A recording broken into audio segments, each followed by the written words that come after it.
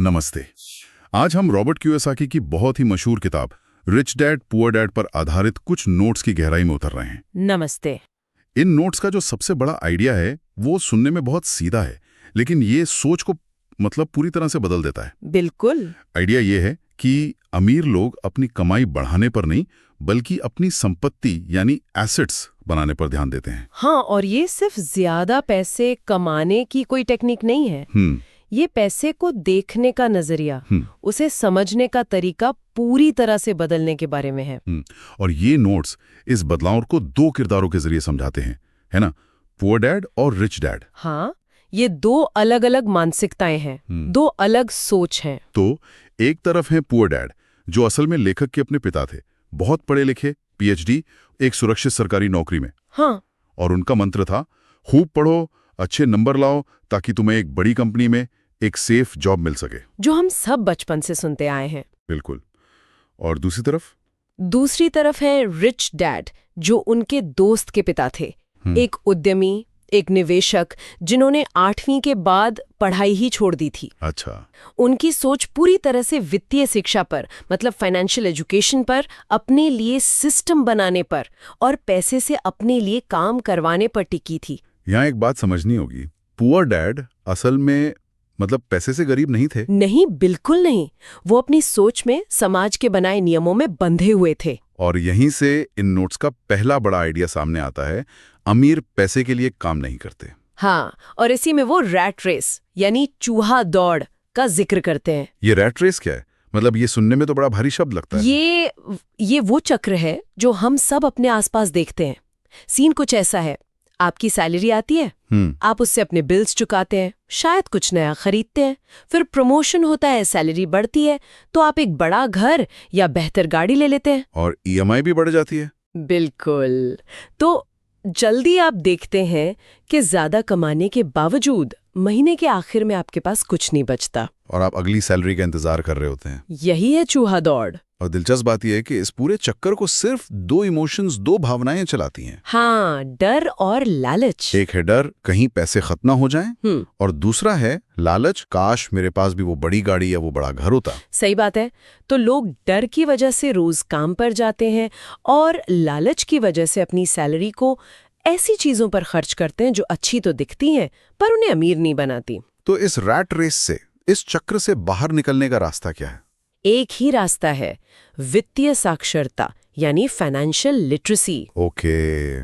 और इन नोट्स में एसेट यानी संपत्ति और लायबिलिटी यानी देनदारी की एक बहुत ही, मैं कहूंगी, क्रांतिकारी परिभाषा दी गई है। क्या है वो परिभाषा? बहुत सीधी सी। एसेट वो कोई भी चीज है जो आपकी जेब में पैसा डालती है। आपकी जेब में पैसा डालती है। हाँ। और लायबिलिटी वो कोई भी चीज है जो आपकी जेब से पैसा निकालती है। बस इतना ही। अच्छा, तो यहाँ एक ऐसा कॉन्सेप्ट आता है जो शायद कई लोगों की सोच को हिला देगा।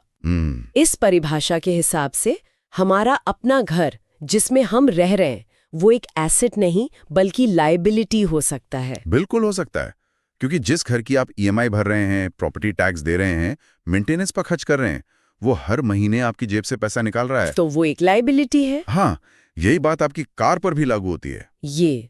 ये सुनने में बहुत सीधा लगता है, लेकिन इसका असर बहुत गहरा है। यही तो कियोसाकी का सबसे बड़ा इंसाइट है कि मिडिल क्लास और गरीब लोग अपनी पूरी जिंदगी लायबिलिटीज को एसेट समझकर खरीदने में लगा देते हैं। जैसे अपना घर या गाड़ी। हाँ, वो सोचते हैं कि वो संपत्ति बना रहे हैं, जबकि असल में वो अपने लिए एक ऐसा जाल बुन रहे हैं जो उन्हें हमेशा रैट रेस में फंसाए रखता है। तो फिर असली एसेट्स क्या हुए? नोट्स के हिसाब से असली एसेट्स की उदाहरण हैं जैसे एक प्रॉपर्टी जिससे आपको किराया आता हो, या स्टॉक्स जिससे आपको डिविडेंड मिलता हो, किसी किताब या गाने की रॉयल्टी, या फिर एक ऐसा ऑनलाइन बिजनेस जो आपके सो जाने के बाद भी आपके लिए कमाई करता रहे।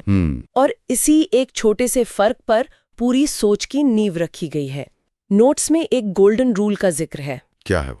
अमीर लोग पहले एसेट्स खरीदते हैं, वो अपनी कमाई का पहला हिस्सा एसेट बनाने में लगाते हैं, और फिर जो पैसा उन एसेट्स से आता है उससे अपने खर्चे पूरे करते हैं। जबकि बाकी लोग पहले खर्च करते हैं और फिर अगर कुछ बचा तो उसे बचाने की सोचते हैं। इससे एक बहुत जरूरी सवाल उठता है कि अपने काम से काम रखने या माइंड योर ओन बिजनेस का असली मतलब क्या है? हाँ, यहाँ लेखक का तर्क है कि आपकी नौकरी आपका बिजनेस नहीं है, वो आपके बॉस का बिजनेस है। तो हमारा बिजनेस क्या है? आपका असली बिजनेस है आपका एसेट कॉलम। मतलब आपके एसेट्स की लिस्ट? आइडिया ये नहीं है कि आप अपनी नौकरी छोड़ दें। नहीं, बिल्कुल नहीं है। बल्कि ये है कि नौकरी से जो सैलरी आ रही है उसका एक हिस्सा हर महीने लगातार अपने बिजनेस यानी अपने एसेट कॉलम में डालें। ओके, तो धीरे धीरे एक एसेट बेस तैयार करना है। बिल्कुल, और समय के साथ ये एसेट्स खुद इतना कैश फ्लो पैदा करने लगते हैं कि वो आपके खर्चों को पूरा कर सकें। ये एक वेल्थ कंपाउंडिंग मशीन की तरह है। लेकिन सिर्फ पैसा लगाना काफी नहीं होगा ना, है ना? मतलब कौन सा एसेट खरीदना है, कब खरीदना है, इसके लिए भी तो समझ चाहिए। बिल्कुल चाहिए, और इसी समझ को नोट्स में फाइनेंशियल आईक्यू कहा गया है। अच्छा, फाइनेंशियल आईक्यू। हाँ, और इसके 4 स्तंभ बताए गए हैं। पहला है अकाउंटिंग, यानी नंबरों की भाषा को समझना। ठीक है। दूसरा है इन्वेस्टिंग, मतलब पैसे से पैसा बनाने का विज्ञान। तीसरा है मार्केट को समझना, यानी सप्लाई और डिमांड का खेल।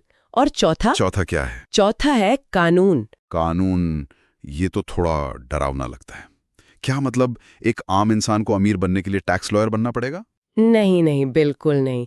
इसका मतलब सिर्फ बेसिक नियमों को समझना है। यहीं पर रिच डैड और पुअर डैड की दुनिया पूरी तरह से अलग हो जाती है। कैसे? देखिए, एक नौकरी करने वाले यानी एम्प्लॉय के लिए पैसे का फ्लो कैसा होता है? आप कमाते हैं, पहले सरकार को टैक्स देते हैं और फिर जो बचता है उससे खर्च करते हैं। सही है, सैलरी से पहले ही टैक्स कट जाकर। लेकिन एक कॉरपोरेशन या बिजनेस के मालिक के लिए ये उल्टा होता है। वो कमाता है, पहले बिजनेस के लिए खर्च करता है, और फिर जो मुनाफा बचा उस पर टैक्स देता है। ओह, ये तो बहुत बड़ा कानूनी फायदा है। बिल्कुल, इसे ऐसे समझे। मान लीजिए एक नौकरी वाले को और एक छोटे बिजनेस के मालिक को, दोनों को एक नया लैपटॉप खरीदना है। ठीक है।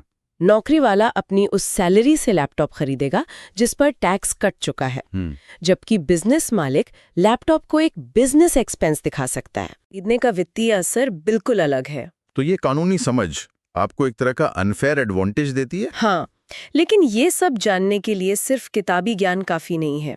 कुछ असल दुनिया के स्किल्स भी चाहिए। जैसे कि sales, marketing, communication, leadership, negotiation. Rich dad का मानना था कि इन स्किल्स का मिश्रण सीखना ज्यादा जरूरी है, भले ही आप उनमें एक्सपर्ट ना हो। उनका एक मशहूर कोट भी है ना, सीखने के लिए काम करो, पैसे के लिए नहीं। बिल्कुल। मतलब अपने करियर की शुरुआत में ऐसी नौकरी चुनना बेहतर हो सकता है जहां ये सब सीखने को मिले, भले ही सैलरी थोड़ी कम क्यों ना हो। सही पकड़ा आपने। लेकिन एक सवाल है, अगर ये सब इतना ही सीधा है तो हर कोई अमीर क्यों नहीं बन जाता? बहुत अच्छा सवाल है, क्योंकि सही ज्ञान और स्किल्स होने के बाद भी कुछ मानसिक बाधाएं होती हैं जो लोगों को रोकती हैं। अच्छा, मेंटल ब्लॉक्स। हाँ, नोट्स में 5 मुख्य रुकावटों का जिक्र है: डर, निराशावाद, आलस्य, बुरी आदतें और अहंकार। और इनमें से डर शायद सबसे बड़ा है। सबसे बड़ा। हर कोई पैसा खोने से डरता है, लेकिन रिच डैड का नजरिया ये था कि हारना उस सीखने की प्रक्रिया का हिस्सा है। कोई भी सफल निवेशक ऐसा नहीं है जिसने कभी पैसा न खोया हो। फर्क ये है कि वो हर नुकसान से सीखते हैं, जबकि बाकी लोग एक बार पैसा खोने के बाद दोबारा कोशिश ही नहीं करते। वो सेफ खेलते हैं और इसीलिए कभी बड़ा नहीं जीत पाते। बिल्कुल। और निराशावाद या सिनिसिज्म के बारे में क्या? वो अरे ये सब मेरे साथ काम नहीं करेगा वाली सोच। वो दूसरी सबसे बड़ी बाधा है। ये वो अंदर की आवाज है जो हर अवसर में एक समस्या ढूंढ लेती है। मार्केट क्रैश हो जाएगा, मुझसे ये नहीं होगा। ये सब सिर्फ अमीर लोगों के लिए। हाँ, और कियोसाकी का तर्क है कि ये निराशावाद अक्सर अज्ञानता से पैदा होता है। जब आप किसी चीज को समझते नहीं हैं तो आप उससे डरते हैं और उसकी आलोचना करते हैं। इसका एक ही इलाज है ज्ञान। इन सभी आइडियाज को एक साथ रखने के लिए नोट्स में कैश फ्लो क्वाड्रेंट का एक फ्रेमवर्क दिया गया है। हाँ, ये बहुत जरूरी कॉन्सेप्ट है। ये समझाता है कि दुनिया में लोग 4 तरीकों से पैसा कमाते हैं: ई, एस, बी और आई। ESBI, इसका क्या मतलब है? ई का मतलब है एम्प्लॉय, यानी कर्मचारी, आपके पास एक नौकरी है। ठीक है। एस का मतलब है सेल्फ एम्प्लॉयड या स्मॉल बिजनेस, जैसे कोई डॉक्टर, वकील या फ्रीलांसर। यहाँ आप खुद अपने बॉस हैं, लेकिन अगर आप काम नहीं करते तो पैसा नहीं आता। मतलब आप ही सिस्टम है। आप ही सिस्टम है। ये दोनों लेफ्ट साइड में आते हैं। और राइट साइड में? राइट साइड में है बी, यानी बिग बिजनेस ओनर। आपके पास एक सिस्टम है और लोग आपके लिए काम करते हैं। आप छुट्टी पर भी चले जाएं तब भी आपका बिजनेस चलता रहता है। जैसे मैकडॉनल्ड्स का मालिक, वो खुद बर्गर नहीं बनाता, उसके पास बर्गर बनाने का एक सिस्टम है। और आखिर में है आय, यानी इन्वेस्टर। यहाँ पैसा आपके लिए काम करता है। तो लक्ष्य है ई और एस साइड से बी और आई साइड की ओर जाना। बिल्कुल। लेफ्ट साइड में आप पैसे के लिए काम करते हैं, जबकि राइट साइड में आपका सिस्टम और आपका पैसा आपके लिए काम करता है। लेकिन क्या ई या एस होना कोई बुरी बात है? नहीं, बुरी या अच्छी बात नहीं है, ये स्वतंत्रता की बात है। ई और एस में आपकी इनकम सीधे तौर पर आपके काम करने के घंटों से जुड़ी होती है।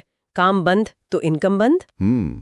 बी और आई क्वाड्रेंट का लक्ष्य इसी निर्भरता को खत्म करना है। इस सफर में एक और टूल का जिक्र है जो अक्सर गलत समझा जाता है, कर्ज या डेप्ट। हाँ, और ये कॉन्सेप्ट भी आंखें खोलने वाला है। हम बचपन से सुनते आए हैं कि कर्ज एक बुरी चीज है। बिल्कुल, कर्ज लेकर घी मत पियो। लेकिन रिच डैड का मानना था कि कर्ज एक शक्तिशाली हथियार हो सकता है अगर आप उसका सही इस्तेमाल करना जानते हैं। तो वो गुड डेप्ट और बैड डेप्ट में फर्क करते हैं? हाँ, बैड डेप्ट वो लोन है जो आप लायबिलिटीज खरीदने के लिए लेते हैं, जैसे क्रेडिट कार्ड से छुट्टियां मनाना या नया फोन खरीदना, जो आपकी जेब से पैसा निकालता है। सही। और गुड डेट? वो क्या है? गुड डेट वो लोन है जो आप एक एसेट खरीदने के लिए लेते हैं, जो आपकी जेब में पैसा डालेगा। कोई उदाहरण? मान लीजिए आपने बैंक से लोन लेके एक फ्लैट खरीदा और उसे किराए पर दे दिया। हाँ।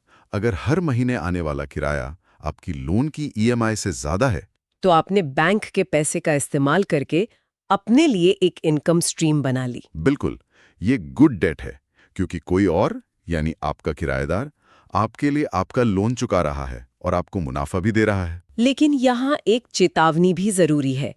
बिना सोचे समझे लोन लेना तो खतरनाक हो सकता है। आपने बिल्कुल सही पॉइंट पकड़ा। इसका मतलब ये है कि लोन अच्छा है या बुरा, ये इस बात पर निर्भर करता है कि आपकी फाइनेंशियल समझ कितनी मजबूत है। बिना फाइनेंशियल आईक्यू के गुड डेट भी खतरनाक हो सकता है। तो अगर हम इस पूरी चर्चा का सार निकालें तो निचोड़ ये है कि सिर्फ नौकरी की सैलरी पर निर्भर रहकर वित्तीय स्वतंत्रता हासिल करना लगभग नामुमकिन है, जो आपके काम ना करने पर भी आपके लिए लगातार पैसा कमाएं। और ये सब करने के लिए आपकी सबसे बड़ी संपत्ति कोई घर या स्टॉक नहीं है, बल्कि आपका दिमाग है, आपकी वित्तीय शिक्षा है। नोट्स के आखिर में 5 पावर रूल्स दिए गए हैं जो इसे अच्छी तरह से सारांशित करते हैं। बताइए। पहला, एसेट्स खरीदें, लायबिलिटीज नहीं। दूसरा, अपने खर्चों को नियंत्रित करें। तीसरा, अपना फाइनेंशियल आईक्यू लगातार बढ़ाते रहें, मतलब सीखते रहें। चौथा, ऐसे सिस्टम बनाएं जो आपके बिना भी काम करें। और पांचवा, लंबी अवधि की सोच रखें। ये कोई रातों रात अमीर बनने की स्कीम नहीं है, ये एक अनुशासित और सतत प्रक्रिया है। बिल्कुल। ये चर्चा तो यहाँ खत्म होती है, लेकिन एक विचार है जो हम अपने सुनने वालों के लिए छोड़ जाते हैं। हाँ। इन नोट्स में उन एसेट्स को खरीदने पर जोर दिया गया है जो कैश फ्लो उत्पन्न करते हैं। अगर हम आज अपने जीवन को देखें तो हमारी सबसे बड़ी लायबिलिटी यानी देनदारी कौन सी है, जिसे हम संभावित रूप से एक एसेट यानी संपत्ति में बदल सकते हैं? और ऐसा करने के लिए सबसे पहला, सबसे छोटा कदम क्या होगा?